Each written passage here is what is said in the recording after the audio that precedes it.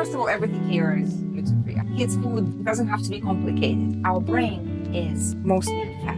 Tuna is a very big fish that collects a lot of toxic metals. White flour really goes to the brain and lights it up like drugs would. That gives us that massive spike and then collapse. Is it true that after the vegetables is being cooked, the fiber is gone? We start classifying everything that's dessert and sweets as bad food. It determines bad relationship. And this is with potato-based brownies. We're trying to get the vegetables into the sweet things. I didn't know that we can mix with potato. Would you allow your child to have ice cream? If we know that our child is sensitive to gluten, how should we prepare the meal? Younger introduction often helps reducing the allergies. The whole family sits around the table and eats the same food. They look at the role models around the table. Do not force the child to eat if they're not hungry. This plate already has the protein. We have this exciting giveaway. One lucky winner will get a chance to have a one-to-one consultation with Katia to improve their family meal plan. The other lucky winner can get a set of Bimbo Casa mealtime set. Let's move on to see how we should prepare the meal with all the food that you prepared for us today. Okay, let's do some plating. Hi, this is Elaine. I'm the co-founder of Bimbo Casa. As you might know, I'm also the founder of Bimbo Concept. Today next to me, we have master level trained clinical nutritionist Katia, who share with us some great tips for preparing lunchbox and meal for toddlers. Hello, Elaine. Thank you for having me here. I'm really excited to share with you my knowledge on how to support the little people in our lives and how to make delicious food that can nourish both them as well as the whole family. Katia, today I saw you have prepared a lot of amazing, delicious food in front of us. Could you explain a little bit more? What are they? What I tried to show today is that kids' food doesn't have to be complicated and it just requires a little bit of planning. But we need to know what are the key elements that our children need in order to grow. Because something to be always aware of is that the health of our children is really established in the first 2 years of their life. So how we start introducing the foods to them really matters. But then also afterwards, as we're building their taste, we're really building their relationship with food for the rest of their life. Yes, as a parent, I always find it's quite challenging or difficult to create yummy lunchbox as well as a lunchbox that have good nutrition for them. I think same as a lot of parents as well, if I heard from my friends. So how could we prepare a lunchbox that have enough nutrition for them or even just a meal for them, you know? Yes, I think it's very important to make sure that the lunchbox has all the key elements. We want to make sure that all of the meals have protein. And here I've prepared a few different versions of that. So when we talk protein, this is our eggs, this is our chicken, our salmon, our red meat, prawns, fish. We also get some protein in obviously tofu and nuts and seeds. But kids need protein because when they grow, everything in our body is made from protein. And we know from the age of 2 to 5, kids gain about 2 to 2.5 kilograms of weight. So their muscles grow, their bones grow, all the internal organs continue to grow. So they need protein. But protein is also essential in order to maintain their mood and emotions steady, in order to support their energy levels throughout the day. And quite often we forget about protein in kids' meals. And yes, when kids are little, so the toddlers that are small, they need a lot less protein than when the kids are older or when adults. So we're not talking about giving them the whole, chicken breast or whole salmon fillet, but we need to make sure that the protein is always present there. And also some types of protein, like the salmon here, for example, is very important kind of fat. And our brain is mostly fat. And the salmon has the kind of fat that goes directly to the brain. So as kids' brains are developing, our brains are developing until our late 20s actually, it's really important to give it the building block it's made from. What about tuna? So tuna, generally, I don't recommend. Even for adults, I say don't eat tuna more than once a week because tuna is a very big fish that collects a lot of toxic metals. So, and our children, they have a lot less capacity to detoxify. So we don't want to introduce extra toxins, potentially extra toxins into their diet. So tuna is something I would not give to young children. Okay, interesting. Okay. So Katia, could you explain all the food on this plate? Yeah, so this area here, I've prepared a selection of carbohydrates. And typically kids' meals are really filled with processed carbohydrates. And this is essentially everything white rice, white bread, white pasta. This is the things kids love. Not surprising because we know that white flour really goes to the brain and lights it up like drugs would. So it gives us that straight away sense of excitement and happiness, but we want to move away from that because it gives us that massive spike and then collapse and can really influence in energy levels, but also can influence anxiety and lead to tantrums and mood swings. So what I'm showing here is options that this is still rice, but this is rice with spinach and onion, and this is still pastas, but this is 100% buckwheat pasta, and this is 100% edamame pasta. They're really high in fiber and also protein. And then we've taken potatoes and we've taken sweet potatoes and baked them as fries in the oven. Who doesn't love beautiful sweet potato fry? Yes. Colorful, filled with nutrients. And then I've taken simple white potatoes. When you cook the potatoes the day before and then put them in the fridge, the next day, if you reheat them, these have been squashed and baked, they actually change structure and they become less sugary and give benefits to the little bacteria in our gut. Wow, that's good. As well. So we can cook it the night before. So food doesn't have to be made fresh, right? Sometimes actually making the food earlier and then just simply reheating it or eating it cold the next day gives us benefits. Yes. Perfect. All right. So what about here? I saw you prepare some vegetables. Okay, this is a really important component of the meals that's often missing. We need vegetables and we need variety of vegetables. So vegetables provide not just a lot of nutrients. Think about your magnesium, think about your B vitamins, think about your vitamin C, but also they provide fiber. Now, adults need 30 grams of fiber per day, but children need about 10 to 15 grams depending on the age. So it's still quite a lot. And a cup of broccoli is 5 grams of fiber. So it's quite a lot of vegetables. So we want to encourage the children to eat vegetables. And yes, the carbs I prepared here also have fiber, but vegetables is something that we want to develop that relationships with for the children. So I've prepared a selection of really crunchy broccoli, green beans, sugar snaps, Spanish too, but also some raw vegetables here. And I know that for children, they tend to eat raw vegetables more than the cooked veggies. But I think it's also about how you cook them so that they have the nice crunch, that you use the olive oil and a bit of salt to dress them. Obviously, younger children want to go low on salt, but if it has crunch, because for children, it's all about textures as well, right? Yes.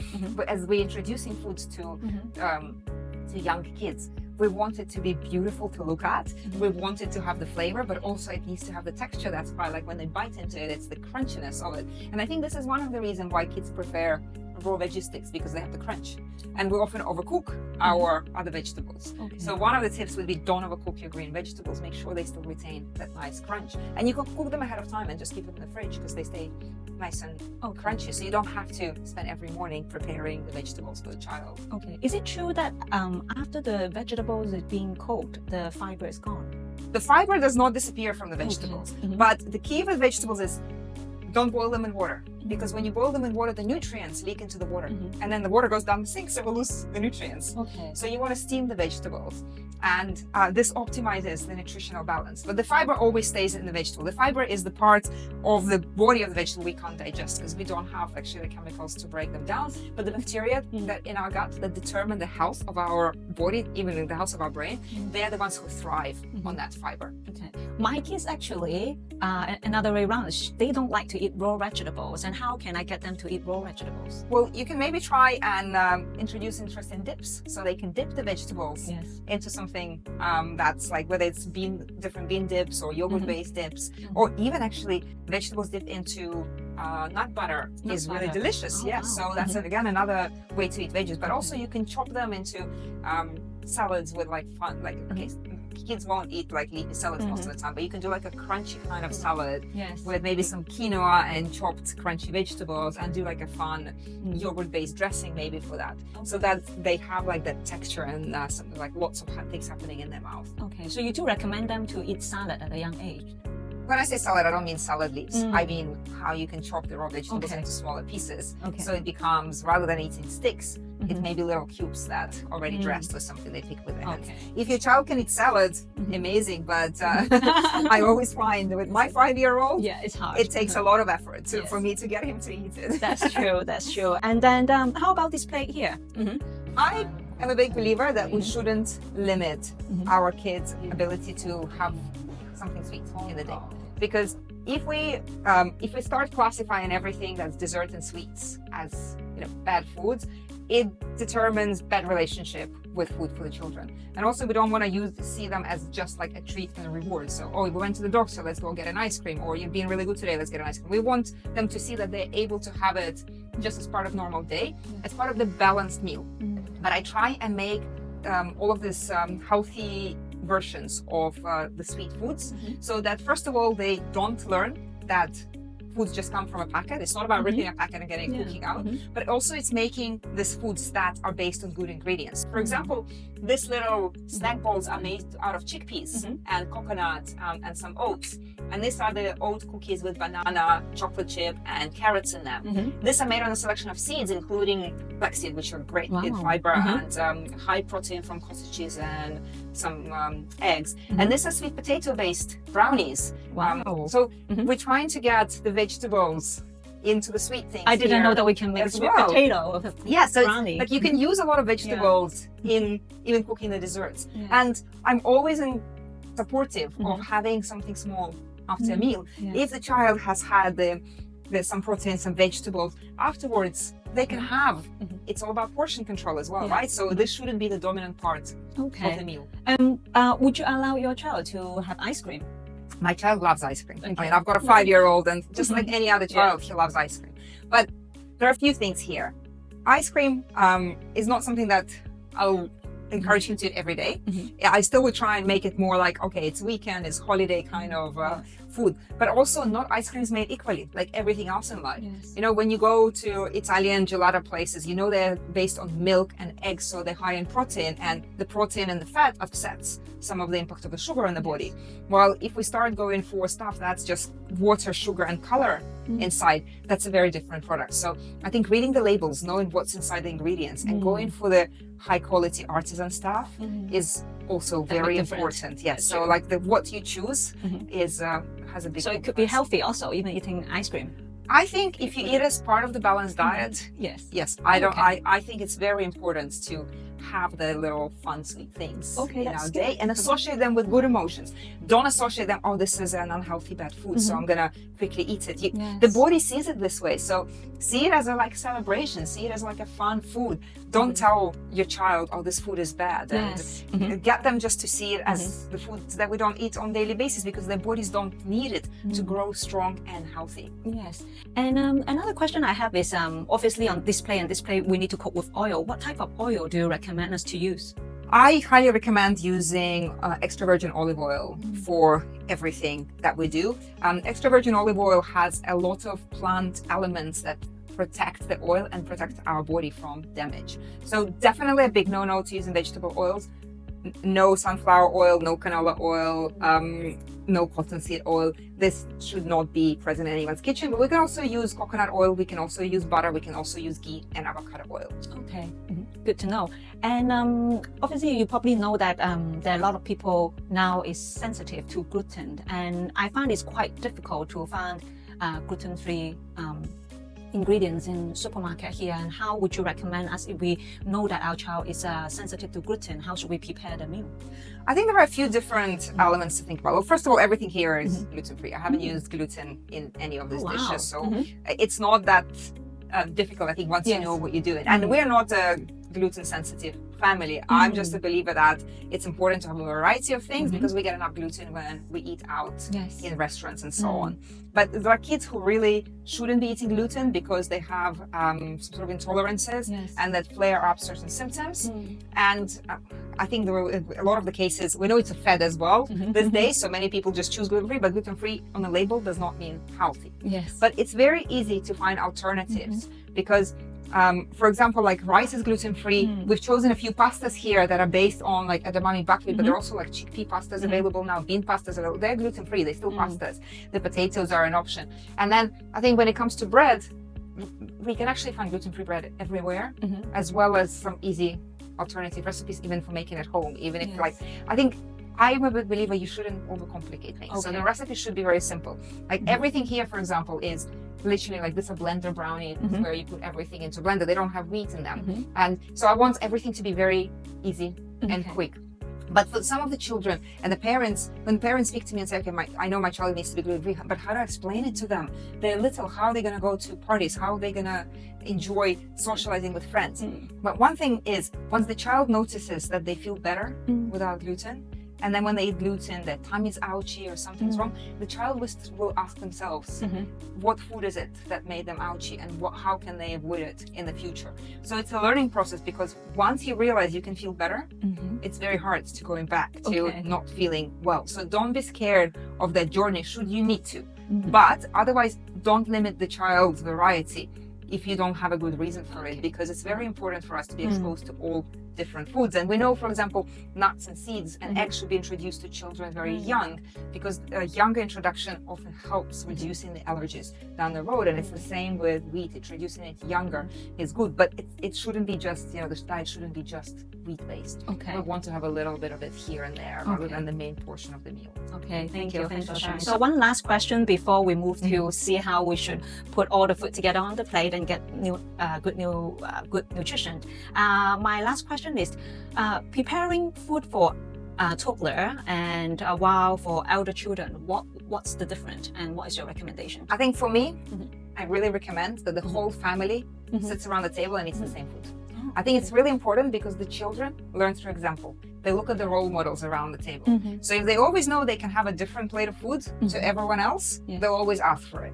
So you want to prepare the same food for everyone, and then people can take the portions and share, right? So yes, there comes a point when we're still weaning, obviously is different. But as soon as the child has tried all the foods and can sit around the table, we start to have the same food prepared for the whole family. And then it's just about knowing that the child doesn't need as much quantity as others. And I think one final thing I want to mention is do not force the child to eat if they're not hungry. Do not force them to finish the plate. Listen to when we're children, we have very sensitive hunger and satiety signals.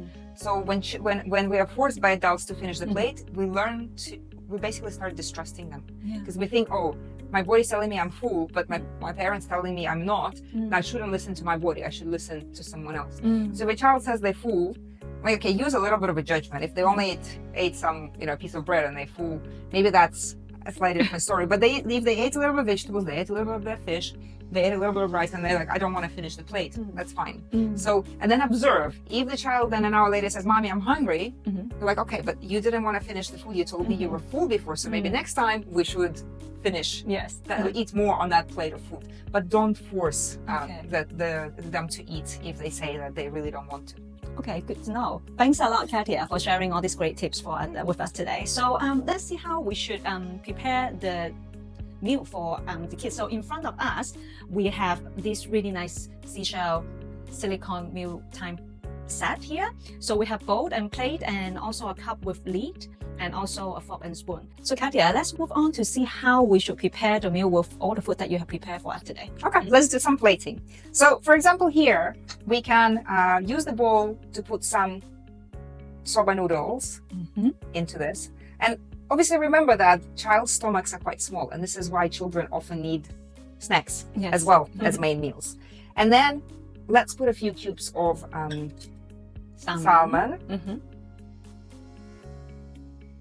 And like for a very young child, 1 or 2 cubes is more than enough. If we're talking about an older child, then you maybe want to put 3 on the plate.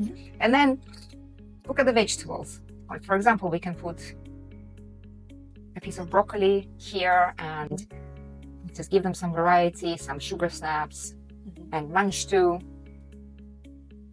And maybe a few green beans. And just so the child is encouraged to explore and try all the different flavors in front of them. You can, present it very prettily. You can always add a few berries even on this plate rather than a dessert. So if you wanted to, right, for like just a pop of colors, you can always put like a few raspberries just so it even looks even prettier. Like this plate already has the protein, has the fiber from our soba noodles and the vegetables, and it has the healthy fat inside the salmon. So we don't really need to add another source of fat to this, but we've also used a bit of olive oil on the vegetables. Looks great. If we wanted to use the second set with a bowl for the sweet finish, so we can plate everything onto the main plate. So for example, here we can use some sweet potato fries. And then we can use this. These are like chicken strips, but I've cooked them in just ground up almonds rather than use any flour, and we just cut them into bite-sized. So you can grind the almond and coat it. And then coat them and just pan fry. So it gets crunchy and quite simple. And then we can add the vegetables, which can be, for example, we can do the crunchy vegetables here if we want to make it really a plate of finger food, right? So we go for all the different colors with the peppers and the cucumbers. Yes. And this is almost like a picnic Yes. meal for a child, right? Because they can eat everything with their hands. And this is quite a big portion for a 2-year-old. This is Probably 4 or 5, yeah. 4 or 5-year-old portion. And then we can use the bowl to give them a little something a little sweet to finish, whereby we put some berries, and maybe we use like a little oat, carrot, banana cookie. So then they have something sweet to end the meal as well. Looks great. All right. So, would you recommend them to drink juice? I think one of the big pitfalls of raising children is getting them to drink anything sweet. Okay. Juices are still sugar. Juice is almost as bad as having sweet sodas. Okay. So I say always encourage the child to drink water. So they get hydrated and without getting the calories and the sugars. So I would only put water into the child's cups. Okay, good tips. Okay, thank you. So, shall we move to a lunchbox now? Yes, of course. So lunch boxes, which are conveniently divided into several little compartments. We use the big compartment here to put some of our edamame pasta into it. And then we'll just use, say, the salmon burger to go on top. And afterwards, one of these compartments can be for vegetables. And the final section here can be the little sweet finish. So for example, we can use one of these little chickpea bowls and a few berries to go alongside that. So, and here we have a colorful, pretty lunchbox. Looks good. I think one of my kids will love that lunchbox. So for this one here, for example, we can do our little potatoes, and then we can do a few prawns to go alongside that. And we'll do this little section here for our green veggies again. Finish, maybe a little brownie.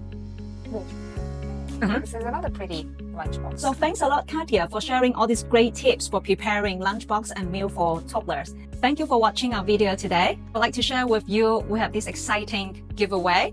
One lucky winner will get a chance to have a one-to-one consultation with Katia to improve their family meal plan. The other lucky winner can get a set of Bimbo Casa mealtime set. So do follow us and share with your friends. Thank you. All right. Katia, shall we try? Oh, I really want to try the sweet. Is it okay? Oh, go for it. Especially this one. I'm very interested with this coconut coating. What is the inside again? Chickpeas. Chickpeas. Lemon, wow. I don't think the chickpeas can make dessert. Yes. Okay, I'm going to try now. It's so good. Thank you. It's so good. Just be happy to hear this. Unbelievable. I can't believe this chickpea. It's like, wow. Yeah, you can It's tell. really good. You should definitely try too. No, everything I make is very easy. Everything's My God. very straightforward. This is amazing. Seriously. This is what I teach when I got the caretakers to Yeah, come to this is- classes. Yeah.